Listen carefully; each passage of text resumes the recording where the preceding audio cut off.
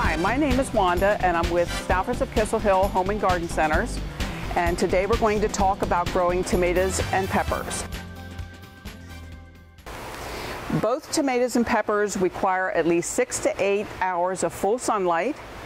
So when you're beginning to plan your garden or what you would like to have in containers on your porch or patio, make sure that you do have that amount of sun. The ground needs to be nice and loose. You can either use your rototiller or you can use a shovel and turn it under and mix it up with some compost or cow manure or some peat moss to make it nice and loose and airy. That way when it rains, the rain will drain nicely from the plant, and it will also be able to help the plant in taking up nutrients it needs from the soil.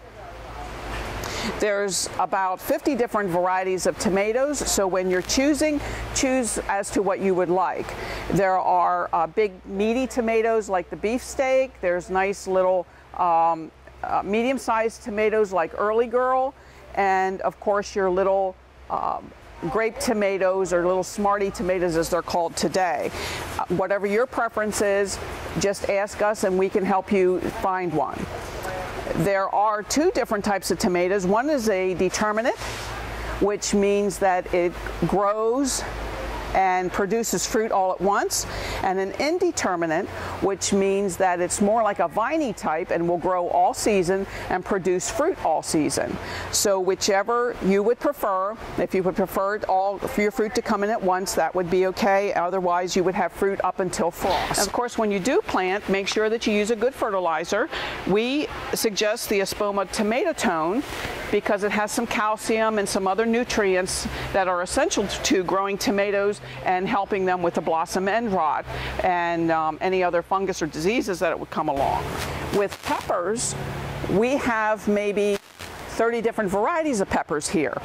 Your most popular is your bellboy, which is your green sweet fruit that you would buy in the grocery store.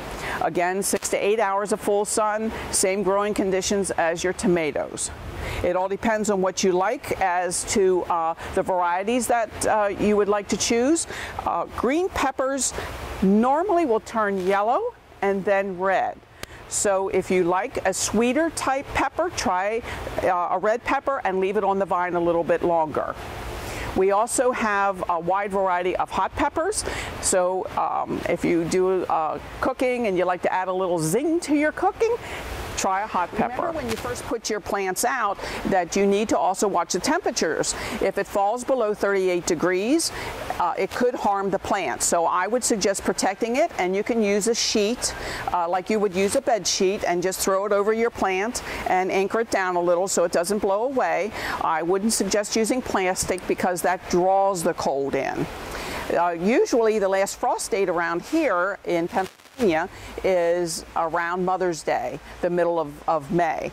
But I'm always anxious to put my plants out too, so I usually have my plants out about the end of April, and there again I protect them.